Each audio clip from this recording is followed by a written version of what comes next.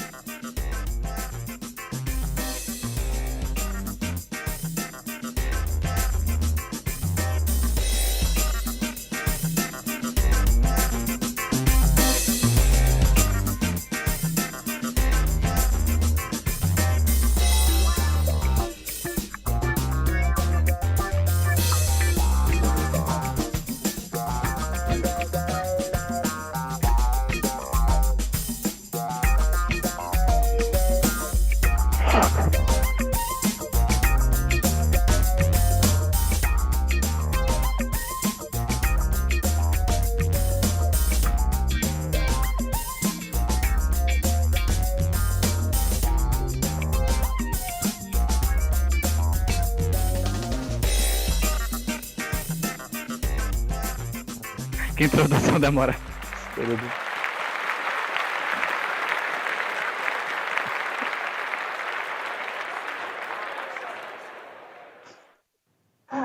E aí, galera? Eu sou Valentina, do Centro da Juventude de Viamão. O CJ Viamão é um lugar onde nós temos diversos cursos. Temos curso de inglês, temos embelezamento, entre outros. Também temos oficinas oferecidas pelos nossos jovens multiplicadores, tais como oficinas de skate, libras e outras. Sim, vale lembrar pro pessoal que chegou agora de gaiato no navio e não sabe direito o que é o Centro da Juventude, como a Valentina falou. É um projeto social financiado pelo BID, que é um programa que financia projetos sociais, em parceria com o governo do estado. E ele tem como função estar em lugares, né, onde tem em cidades com um índice de violência muito alto. Infelizmente, Viamão é um desses lugares que tem um índice de violência muito alto. Então, a gente faz parte, porque a gente mora em Viamão, mas provavelmente, talvez você more perto de algum centro da juventude e nem saiba. São 6 ou 4, nunca lembro, Valentina. É o Restinga, Alvorada, de Viamão, Rubem Berta, acho que eu tô Da Cruzeiro, né? São 5 ou 6, né? Então eles estão... Pode falar. Não, o Lomba, segue. Então eles estão espalhados por aí, pela região, então tenho certeza que provavelmente você deve morar perto de um e nem sabe. E a função dele é trazer os jovens para dentro, para educar os jovens, qualificar eles para o mercado de trabalho. É um ambiente incrível para a gente poder se expressar da maneira que a gente quiser. Todos os profissionais que trabalham lá, os educadores, são pessoas incríveis e acolhem e abraçam a gente muito quando a gente tem problemas pessoais. Tem psicólogas que ajudam a gente com esses nossos problemas. Então, se você está aqui na live e não conhece o Centro da Juventude e tem entre 15, é isso? 15 e 24 anos? Acho que é, né? Se tem entre 15 e 24 anos, não perca mais tempo, procure um Centro da Juventude mais próximo aí e faça parte dessa família também. E antes de tudo, também quero pedir para vocês deixar o like já no vídeo e se inscrever no canal. Nos siga nas redes sociais também. Meu Instagram é @iagores. E o teu, Valen, como é que é? Meu @Valentina Nunes. Nunca sei como que é. Qualquer coisa eu posto uma foto lá e vocês me seguem, depois seguem. Então é isso, gente. Chega de enrolação, né? Acho que eu já me apresentei. Meu nome é Iago, se eu não me apresentei. Então isso, chega de enrolação. Vamos chamar o nosso convidado do dia, que é o Jay. Por favor, Jay, entre aí. Oi, pessoal. Não sei se já estou aparecendo aí. Enfim, eu sou o Jay, o grafiteiro há mais de 10 anos. O grafite apareceu para mim de forma que eu acho que aparece para todo mundo, no cotidiano, né? É uma arte de rua, está presente aí nos centros urbanos, está presente em Viamão, está presente em Porto Alegre, em Alvorada, São Paulo, Nova York, Paris, em todos os lugares. Então, acredito que todo mundo que foi criança na década de 90 já começou a ver muito grafite em todos os lugares por aí da cidade. E foi aí que, sei lá, me identifiquei por conta do skate, que eu andava bastante de skate na época. Foi por esse meio que tu conheceu o grafite e se apaixonou por essa área? Olha, Pelo... cara, é uma paixão complicada essa, sabe? Uhum. Ah, mas eu acho que desde criança, sabe? Eu sou uma pessoa que tive muita, muita, muita carga cultural assim na minha infância, na minha adolescência, por influência dos meus pais, da minha família, né? E no, também na questão do skate, eles me apoiavam até uma certa hora para fazer andar de skate e eu ia direto andar de skate no IAPI, né, que é a maior pista ali de Porto Alegre. E a pista sempre era muito grafitada, também ia andar em outras pistas, a pista do Guarujá, na Zona Sul, pista do Belém Novo. E eu nasci em São Paulo e desde eu nasci ali perto do Minhocão, que é um viaduto que tem em São Paulo, que os pilares costumam ser grafitados, né, na região que eu morava. Então, desde criancinha, aquilo sempre me chamou muita atenção. A minha avó é artista plástica e algo também sempre me chamou muita atenção. E por conta do skate, eu acabei me aproximando bastante do lance do grafite, né? Também jogava basquete quando era mais novo. E acabou me aproximando da cultura hip hop, assim. E Acho que é dá, algo dá, que dá para sempre dizer me que o, atraiu o hip bastante. hop, acho que dá para dizer que o hip hop e o grafite, o skate meio que se abraçam, assim, né? Fazem parte de uma mesma comunidade, acho, na grande maioria. É, muitas vezes sim, muitas vezes não, sabe? O Uhum. grafite, ele antecede o hip hop, né? O grafite vem antes do hip hop. Se a gente for levar em conta mesmo uh, o que é o grafite, a gente vai ver ele até antes de Cristo, sabe? Tem cidades na Grécia Antiga, no Império Romano, que já tinham grafites. Eu não digo afrescos, que eram as pinturas que se faziam nas igrejas, tarará. Isso daí era na Renascença, bem depois. Mas eu digo, tipo, frases que escreviam, por exemplo, em Pompeia, e tem frases até hoje, que era da época do Império Romano, da época antes do vulcão lá comer toda a Pompeia, acabar com toda a cidade de Pompeia. Tem registros de pichações, né, de frases de ordem política, frases de sátira das lideranças do Império Romano e daquela região toda, da Itália ali, que hoje é a Itália, na real, na época do Império Uhum. Romano. Então, o grafite está na cultura urbana, na cultura do homem e da mulher também, né? Da espécie humana, do ser humano há muito tempo mesmo, sabe? É algo que acabou se naturalizando nos meios urbanos, né? A gente pode resgatar o grafite desde a época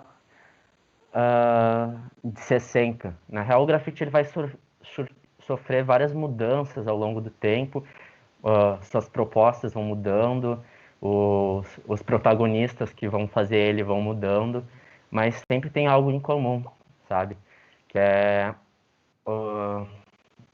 a vulnerabilidade e o movimento contestatário, sabe, das pessoas que contestam essa ordem vigente, que geralmente se encontram nesse meio do grafite, né? Desde antes de Cristo até os dias de hoje. Geralmente são pessoas que não estão muito satisfeitas. Todo artista acaba sendo isso, na verdade, né? Todo artista tenta buscar um mundo ideal. Todo artista acaba sempre querendo buscar uma utopia na sua arte, né? Ou, se não está buscando uma utopia na sua arte, ele quer justamente apontar aquele mundo que ele vive, que tem coisas erradas, para a gente poder chegar nessa utopia que a gente tanto almeja, né? De um mundo melhor para todos, né? Então, acho que o grafite, a gente pode ver ele no maio de 68, foi um episódio que aconteceu no mundo inteiro, mas mais específico em Paris, né? Que a gente via frases escritas por todos os muros de Paris, escrito, sei lá, proibido, proibir, e várias outras frases que agora não tá me vindo de cabeça porque eu tô nervoso. Respira.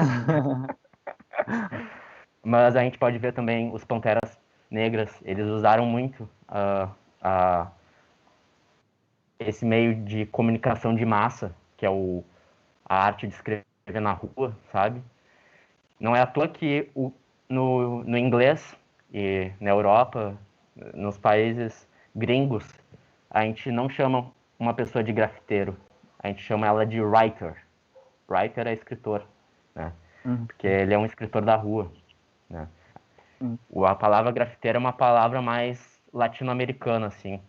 Na Argentina, no Chile, nos países aqui ao redor, a gente também usa essa palavra grafiteiro. Mas é meio que uma exclusividade, sabe? Nos outros países, até em Portugal e na Espanha, se fala mais o termo writer. Eu sou um writer do grafite, sabe? Alguma coisa assim do gênero, eles falam. E, então, é um mundo bem complexo, o grafite. Sim. Tu até tinha dito até há pouco tempo atrás agora que os grafiteiros ele têm uma função importante de dizer, né, o que as pessoas não querem muitas das vezes ouvir. Então, e querendo ou não, isso, né, atrai pessoas com ideias ao contrário das suas e muitas das vezes fascistas e extremistas, né? E então acho que a gente conversou até antes de iniciar a live o porquê de você usar máscara. Então acho que poderia explicar um pouquinho mais pra gente o porquê da máscara e não é só por causa do corona.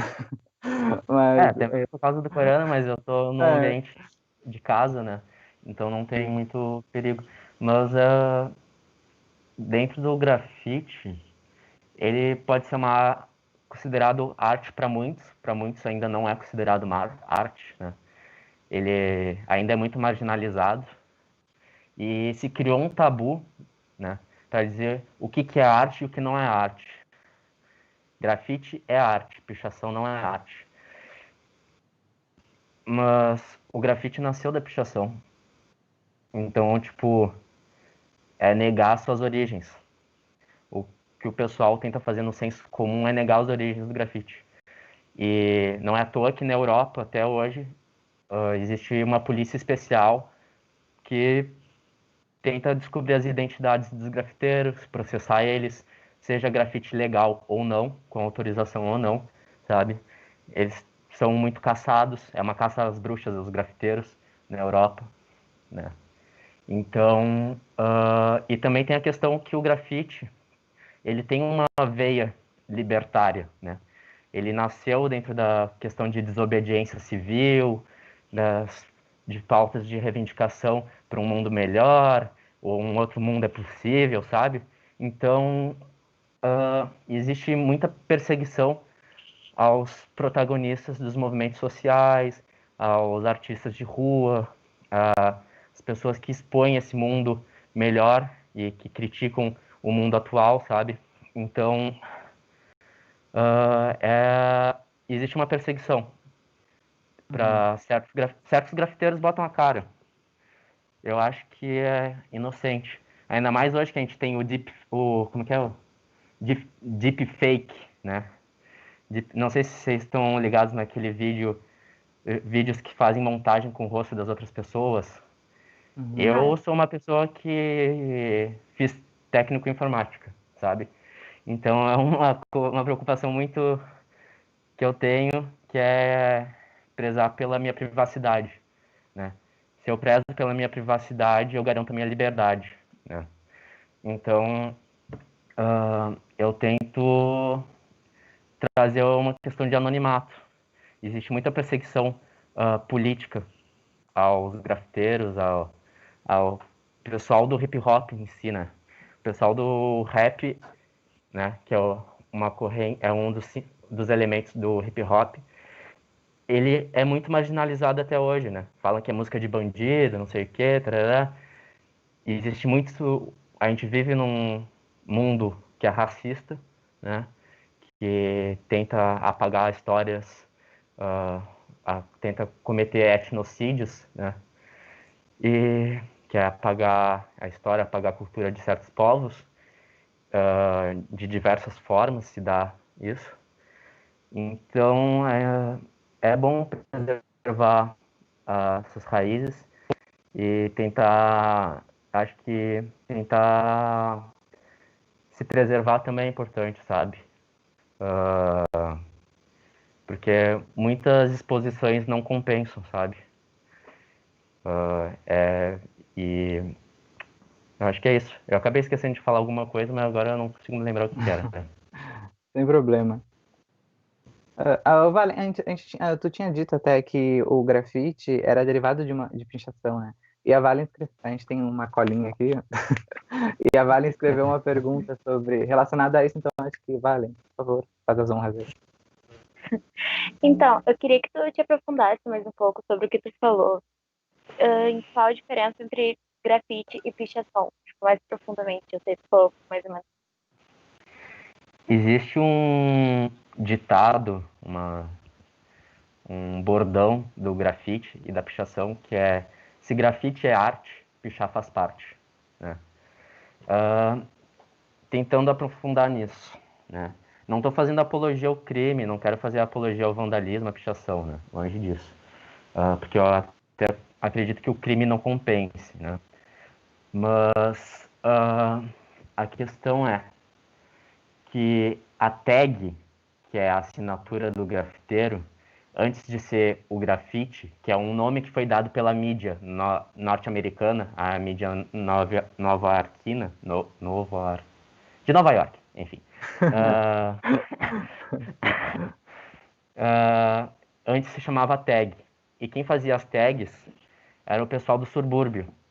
Opa, caiu meu celular aqui. Era o pessoal da periferia de Nova York.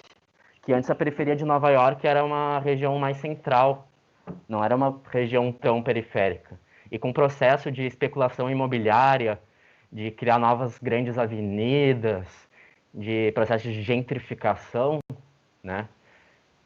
Que se chama esse processo de enobrecimento de regiões que eram mais centrais e empurrar o pessoal que é mais periférico, que é mais marginalizado, mais para a periferia cada vez mais, que é esse processo de gentrificação.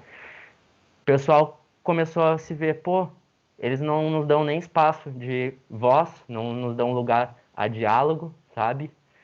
E estão nos empurrando cada vez mais para fora, para fora. A gente precisa reivindicar que a gente existe, sabe? Então, uma das formas de empoderamento, sabe, de autoafirmação, para lembrar que existiam pessoas ali onde as máfias da especulação imobiliária estavam queimando prédios inteiros para construir avenidas de via expressa, para construir grandes prédios para burgueses e tal. Tava muitas famílias ali morando. E muitas dessas crianças e jovens, para ir até o centro, tinham que pegar o metrô. E no metrô eles viam muita publicidade, muita propaganda. Pô, se o seu Ford pode ter o nome dele lá, se o seu Dupont pode ter o nome dele lá, sabe? Por que eu, Zequinha, não posso ter Zequinha, sabe? Eles estão me tirando a minha casa, estão me empurrando cada vez mais para fora, cada vez mais longe do centro. O único transporte e a única lugar que eles vão ver meu nome indo e voltando no centro é no metrô. Daí tem uma grande repórter, e diria que ela não é só repórter, ela se tornou uma antropóloga do grafite, sabe? Ela estudou a cultura do grafite, ela foi a fundo, que é a Martha Cooper. A Martha Cooper, ela era uma jornalista. E ela começou a documentar esse fenômeno que nasceu na periferia de Nova York, que era o nome de muitos jovens no metrô, sabe? O nome de muitos jovens em espaços da cidade, sabe? E ela foi entender o porquê daquele fenômeno. Todo mundo, toda criança, todo jovem, todo adolescente tinha sua assinatura, sabe? Alguns participavam de grupos para se autodefender, né?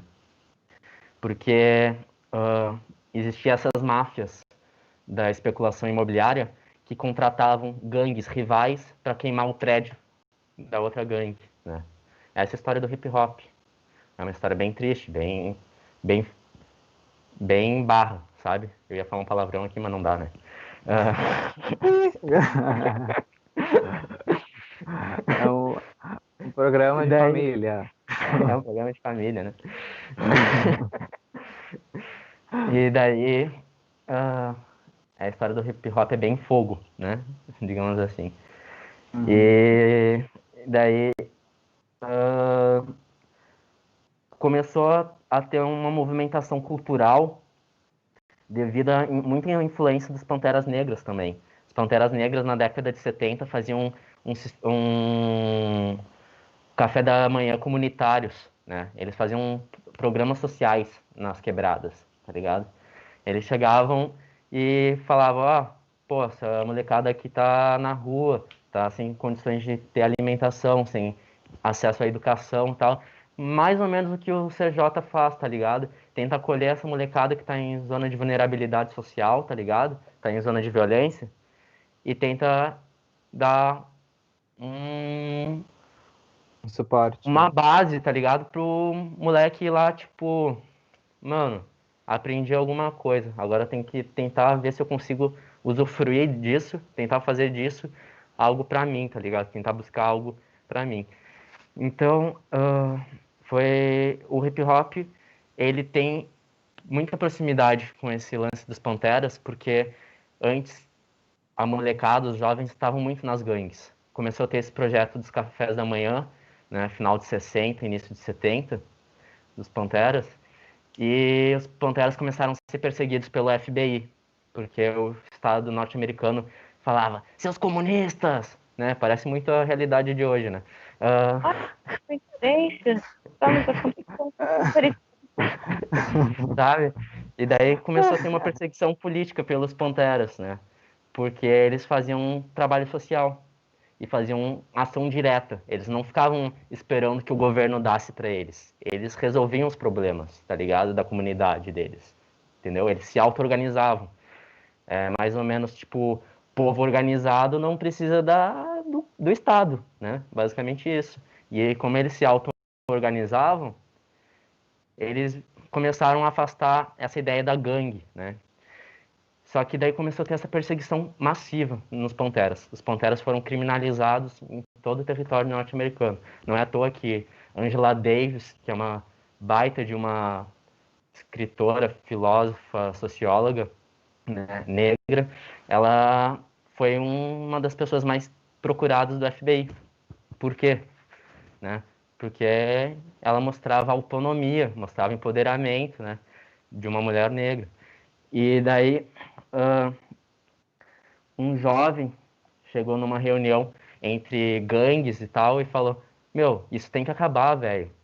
A gente é latino, negro, sabe, mexicano, periférico, indígena, a gente tá se matando, mano. Pra que isso? Porque tem cara lá que quer construir prédio, quer construir avenida, e a gente tá sendo massa de manobra deles e incendiando a casa do meu vizinho, tá ligado? Pra que isso, tá ligado? Daí falaram, beleza, vamos chegar num acordo, vamos conversar. Fizeram um grande pacto de paz, né? E nesse meio tempo também, todo mundo tava escutando muito funk, o funk americano, tá ligado? E com influência dos jamaicanos do Sound System. Sound System é aquela festa jamaicana que costuma tocar ska, dub, ah, e reggae, que tem umas baita caixa de som, tá ligado? Similaridades com um baile funk, sabe? Tipo, umas baita de umas caixas de som e o DJzinho ali, ó, o Toast, só aqui, ó, o Selecta, só ali, né? E daí, que é o nome O do Alok DJ, chora, outro né? nome. É. E daí o DJ Kool Herc foi o cara lá, ele, pra ajudar a irmã dele e ele a voltarem pro ano letivo, em agosto, acho que de 73, posso estar enganado, acho que foi 73. Eles fizeram uma festa de rua, durante a tarde, né?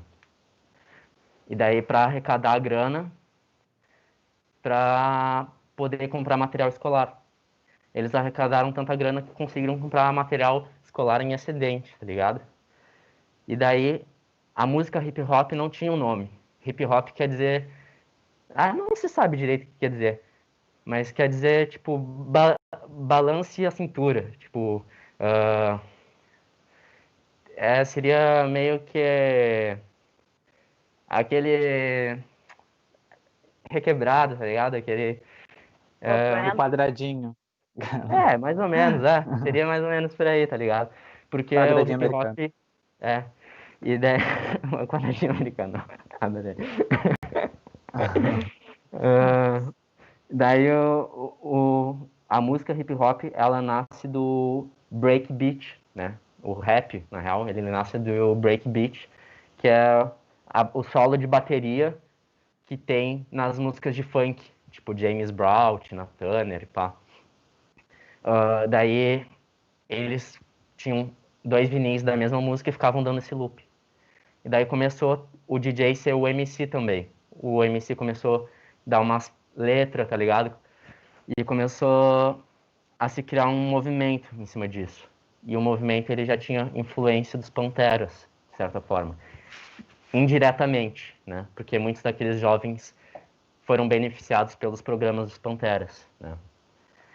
E então o hip hop é um movimento de autodeterminação, né, dos povos periféricos nova-iorquinos, né, e de toda aquela região.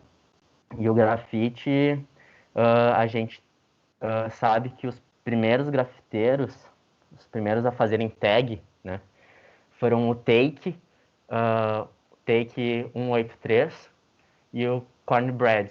O Take é de Nova York.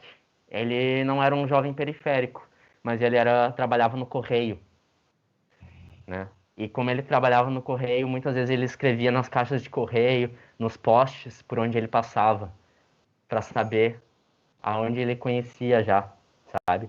E aquilo foi começando a surgir na cabeça dos jovens, tipo, pô, mano, teve aqui, teve lá, pô, mano, teve em toda Nova York. A gente também pode, sabe? E daí o E, Cornbread, ele tem outra influência, ele não é de Nova York, ele é da Filadélfia. Dizem que ele veio primeiro, mas enfim, não se sabe direito quem veio primeiro, quem veio depois, enfim. Jay, a gente pode, não sei, hoje em dia tu consegue, tipo, tu trabalha só com grafite? Não, Não? mas conheço gente que vive só do grafite. É que nem viver de arte, né? Quem Sim. vive de É, arte, eu sei, é muito difícil porque eu também quero viver da arte, eu quero ser ator. E eu sei como é complicado pra gente que é artista e quer ser artista. É muito difícil no país que a gente vive, que é um país que não apoia a arte, que é um país que não investe em arte. Então é muito complicado mesmo a gente poder viver de fato trabalhando com o que a gente ama, né? Normalmente uma pessoa que é artista, ela já trabalha como artista, mas também tem um outro, dizer assim, um trabalho de carteira assinada para poder pagar as contas, né? E é, daí, então, eu queria saber como é que foi a respeito da, assim, não sei se você vem de São Paulo, né? Não sei se você tem contato com a sua família e tal, ou É, com os amigos de lá, não sei como é que foi quando você disse que queria viver, assim, trabalhar com isso e fazer essa arte, né? Assim, grafite. A gente sabe que o trabalhar com arte no Brasil não é fácil, então ainda mais, eu imagino como deve ser mais difícil ainda dizer que quer trabalhar com grafite, enfim, que é um ambiente, que é um trabalho, vamos dizer, da rua, né? E que é muito criminalizado e tal. Então, eu quando fiz 18 anos, eu já grafitava, eu grafitava desde os 14, né? E quando eu fiz 18 anos, eu tava num bar com uns amigos e um amigo falou: "Pô, eu tô dando oficina de grafite numa escola". E daí eu, massa. E ele falou: "Bah, eu não posso continuar lá. Eu vou ter que sair, mas eles querem outro educador". Daí ele falou: "Pô, tu é triarticulado". Eu já era embolado com os movimentos sociais, né? Os movimentos culturais também. E daí ele falou: "Meu, por que tu não chega lá e me substitui?". Daí eu falei: "Ô, massa". Pô, pilho todas. Isso foi no Rio Grande do Sul já, né? Que eu morei em várias cidades. Eu morei só minha infância em São Paulo, minha primeira infância em São Paulo, né? Depois morei em Porto Alegre, em vários lugares. E daí eu fui dar aula nesse lugar, né? Eu não pensava em comercializar a minha arte, sabe? Eu ainda tenho muita dificuldade de comercializar minha arte. É um lance que é meio que filosófico para mim, sabe? Porque a arte é emoção, sabe? Eu não tenho como monetarizar uma emoção, sabe? Eu entendo que eu tenho que pagar a conta, pá, mas eu prefiro daí fazer uma arte sob encomenda do cliente, sabe? Eu faço muita arte comercial, quando dá, né? Agora nas condições que estamos, tá difícil. E provavelmente daqui a um curto prazo de tempo fazer uma fachada de uma loja, fazer, sei lá, uma arte para um estabelecimento comercial seja mais difícil ainda, visto a crise econômica que a gente vai começar, né, a sofrer cada vez mais. A gente já está em crise, né? Então, é difícil. Eu preferi ir para o lado da educação. Não é à toa que hoje eu curso pedagogia, né? E eu sempre... os meus pais são professores também. Então é um lance que, tipo, vem de uma família de professores. Meus avós são professores também. Então é um lance que me contagiou, sabe? Quando eu tive em sala de aula ensinando a desenhar, a pintar, lá em 2013, que foi a primeira vez que eu fui dar oficina de grafite, foi um lance que, me conquistou de um jeito, assim, absurdo, né? E é algo que eu cada vez quero mais, né? E, infelizmente, a educação a gente sabe que não é valorizada, né? Eu tenho muitos amigos que foram seguir outro caminho, foram vender tela, né? Foram trabalhar em revista como arte finalista, foram virar designer gráfico, foram virar tatuador, foram fazer estampa de camiseta, vender camiseta, foram fazer boneco de carnaval ou fantoche, né? O mundo da arte é muito amplo, sabe? Eu acho que o grafite é só uma sementinha. Tu vai plantar ela, tá ligado? Vai crescer uma baita de uma árvore e tu vai escolher os frutos que tu quer colher, sabe? Tem gente que faz do grafite só um hobby. Tem gente que faz do grafite só um estilo de vida. Tem gente que faz dos dois. Tem gente que escolhe dentro do estilo de vida do grafite fazer do grafite um, um meio de propagar uma ideia, por meio, seja da educação, seja por meio da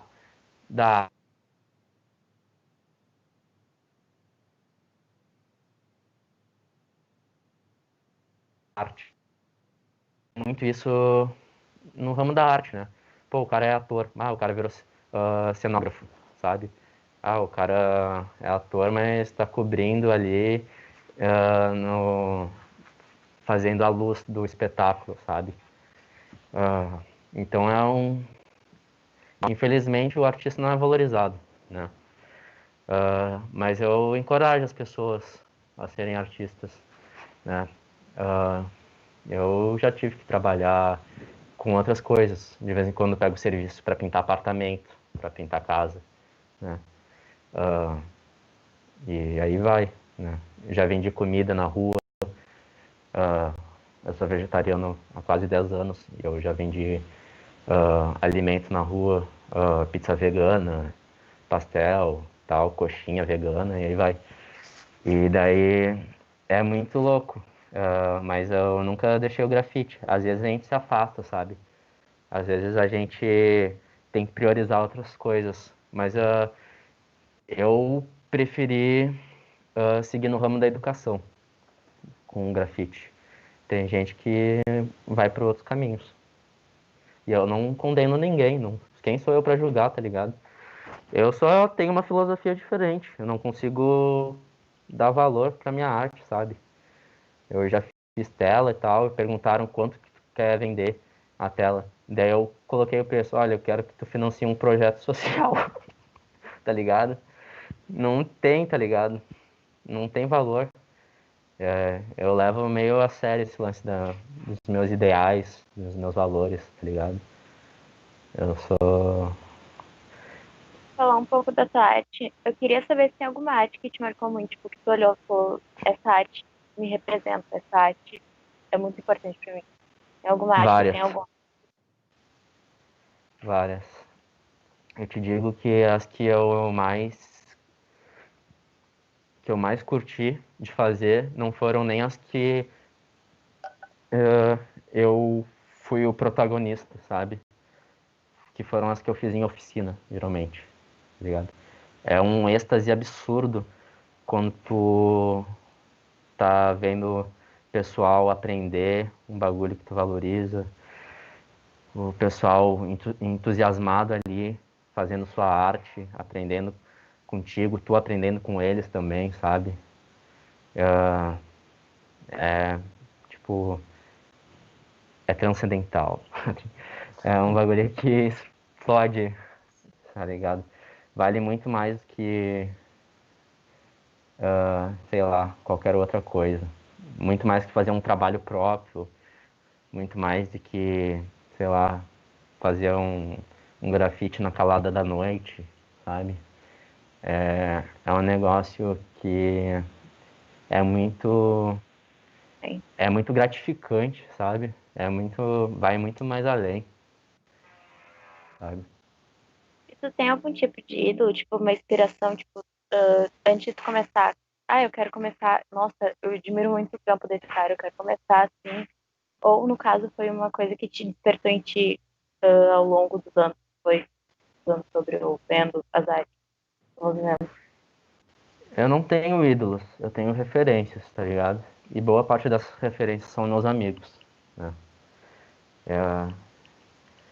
Eu digo que quem me contagia mais são aquelas pessoas que têm carinho por mim, ou aquelas pessoas que eu consigo ah, conversar. Eu sou uma pessoa que eu posso estar falando a full agora, mas eu não sou uma pessoa que costuma conversar muito, procurar as pessoas, socializar muito, sabe? Eu sou meio na minha, meio quietão, muitas vezes.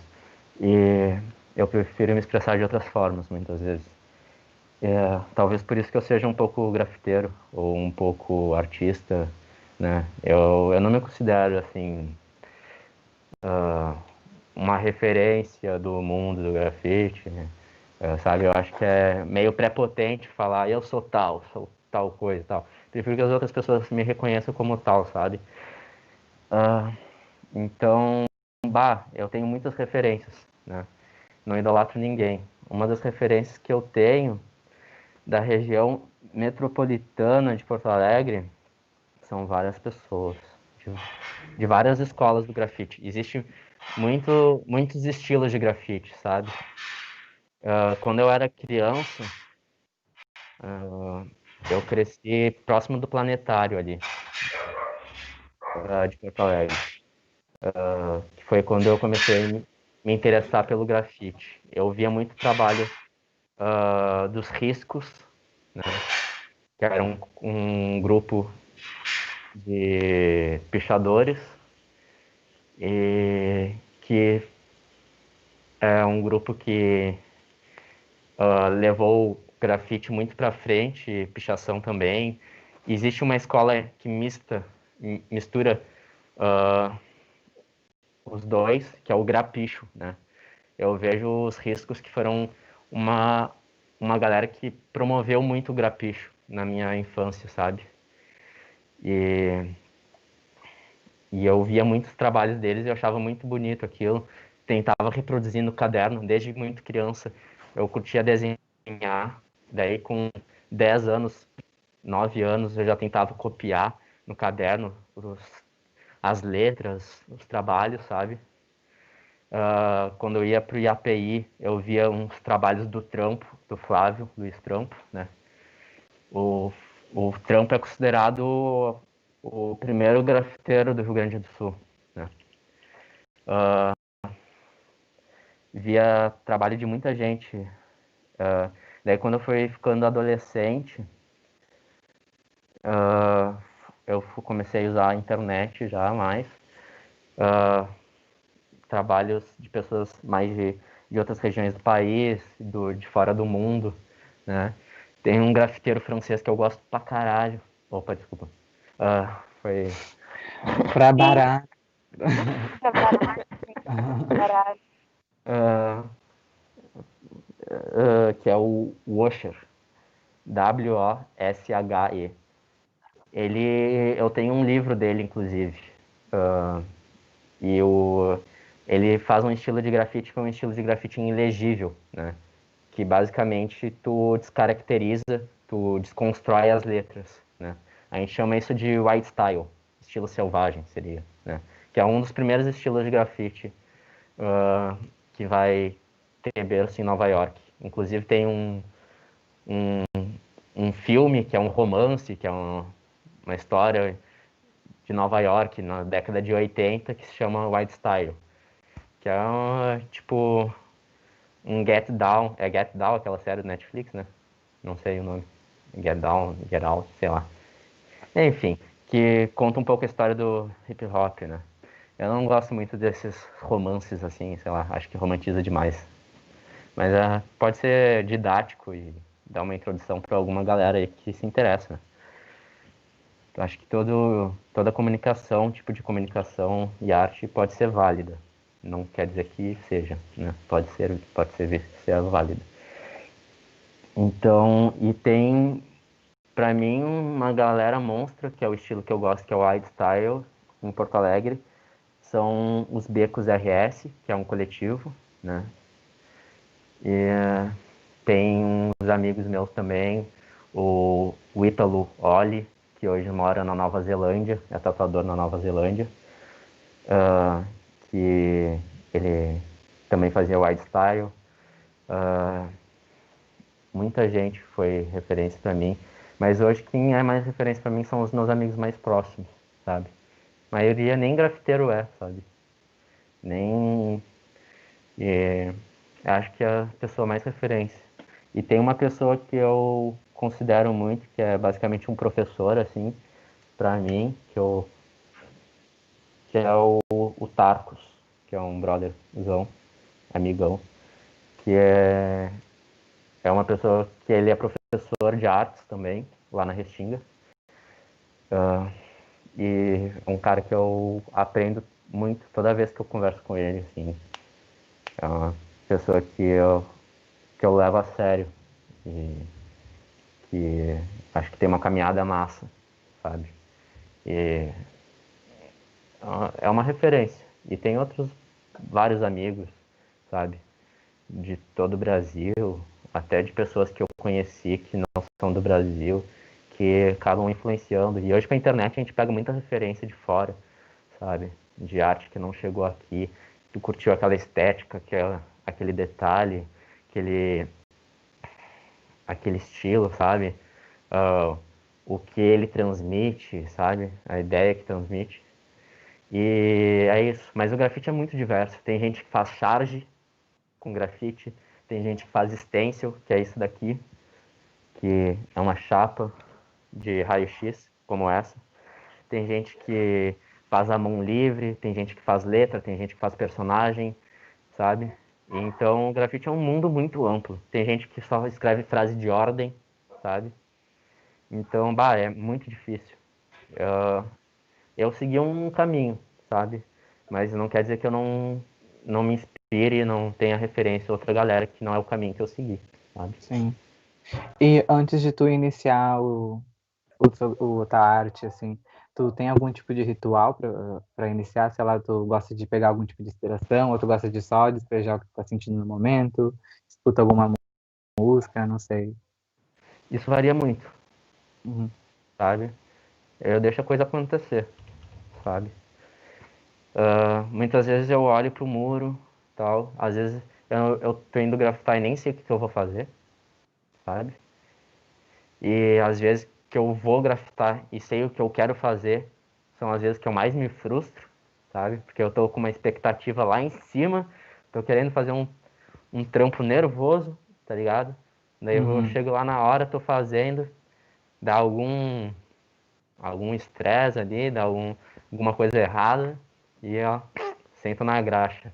Daí eu fico tipo, mano, pô, ia ser um bagulho trimassa que eu ia fazer e eu fico tipo, não, cara, onde foi que eu errei, sabe? Então às vezes eu prefiro ir, tipo, chutar o balde de louco lá, fazer, sei lá, o que eu vou fazer hoje? Eu vou fazer o de sempre, um punho fechado, vou fazer, sei lá, um CFK, sabe? Uhum. Que eu não assino por mim. É um lance que eu escolhi não assinar por mim. Eu assino por um coletivo, sabe? Isso, E isso, isso tudo que tu me disse me lembrou um pouco o teatro, assim, sabe? No teatro a gente leva muito o que tá sentindo no momento, sabe? A gente trabalha muito com improviso, assim, os exercícios e tal. então, E é meio que tipo uma surpresa, sabe? Porque a gente também depende do que a outra pessoa vai, sabe, vai dizer pra gente poder tomar uma decisão, assim. É tudo muito rápido e flui muito espontâneo. É muito divertido. eu acho que o grafite, pichação e o teatro tem tudo a ver, sabe? Porque não é só aquilo que ficou no muro que é a arte, sabe? É toda a performance, tá ligado? Uma vez eu não lembro onde que eu tava grafitando. E eu tava, sei lá, empolgado, tá ligado? Eu tava meio que, sei lá, jogando tinta aqui, pá, fazendo toda uma cena ali, sem eu perceber que eu tava fazendo uma cena, tá ligado? Foi uma questão do momento, assim, tá? Eu tava empolgado ali, pá, nem senti, tava focado. Só chegou o tiozinho que tava passando na rua e ele falou: Tu é um artista, hein? Que performance. E eu, eu, né? Tá ligado? Não é só o resultado. Eu acho que o grafite tem muito esse lance. Não só o grafite, essas outras artes de ruas todas, tem muito esse lance de ser uma performance, tá ligado? Ser algo performático, tá ligado? Eu fico imaginando pra um pichador, o que deve ser escalar num prédio, tá ligado? É muito mais a vitória. Ele subir, fazer a arte dele e descer, tá ligado? Todo esse performance, do que, sei lá, tá ligado? Sim. É o que eu imagino que deve ser pra eles. Que Né? todas precisam de um público, né, para poder admirar essa arte. Eu acho que, tipo, o grafiteiro e o pichador não pensa muito no público, não, sabe? Uhum. Não que seja algo egoísta, sabe? Eu acho que não é. Acho que é uma questão de autoafirmação. Inclusive, um dos lances que eu busco não assinar meu próprio vulgo, sabe? Meu apelido, o Jay, é justamente para não alimentar meu ego, sabe? Sim. Então eu prefiro que seja algo coletivo, sabe? Que todos vão ter reconhecimento, sabe? Porque todos foram referência, foram influência, todos colaboraram, tá ligado? Com aquilo. direto ou indiretamente, sabe? Mesmo que eu tenha ido fazer sozinho. Que bonito Sabe? isso que tu falou. A Então eu gente acho tá que é toda uma chegando, construção. a gente tá chegando no fim já da live, então, Valente, queria fazer mais alguma pergunta? Então, tu falou bastante sobre a parte de fora, as artes de fora. Tu já foi para fora do Brasil mostrar tua arte, fazer o trip de arte ou só fez arte por aqui mesmo? Só fiz arte aqui. Eu morei um tempo fora, por conta dos meus pais, quando eu era adolescente, né? Que eles ganharam bolsas de estudos. E lá foi onde a gente morou na periferia de Paris, né? E lá foi onde eu me interessei a fundo sobre o grafite, sabe? Isso já vinha de antes. Nessa época eu tinha 14 anos, quando a gente morou lá. E daí é um lance que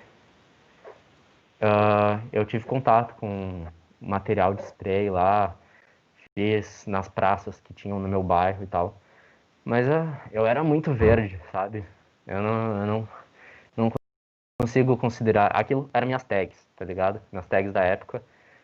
É que nem a gente vai pegar o trabalho, as tags que faziam no metrô de Nova York na década de 70. A gente vai ver esteticamente, não tem nada a ver com a estética da tag de hoje em dia, né? Com toda a evolução que teve. Era algo muito verde ainda. Era algo que estava nascendo, sabe? Muito prematuro ainda. E daí eu digo que ali foi, mas eu não considero aquilo meus primeiros grafites, sabe? Por mais que sejam tags, sabe? Eu acho que eu tava sendo mais um moleque que comprou uma lata de spray para pintar bicicleta, sabe? E Uhum. resolveu ver se sabia escrever o nome na parede. Então, É, então, muito obrigado, Jay, pela participação. Nós do Centro da Juventude de Viamão, a gente agradece muito a você ter topado dessa conversa. Agradeço também minha amiga, a Valen. Te amo, amiga, pela Então, parceria. a gente queria agradecer muito a presença. Você está convidado, caso queira ir um dia no PJ, fazer uma oficina conosco. Vamos acompanhar esse trabalho. E obrigada. Obrigada, claro, Iago. certamente. Eu que agradeço. Tchau, gente. Muito Valeu, obrigado para todo pessoal. mundo que Falou. que acompanhou a live. Obrigado. Tchau.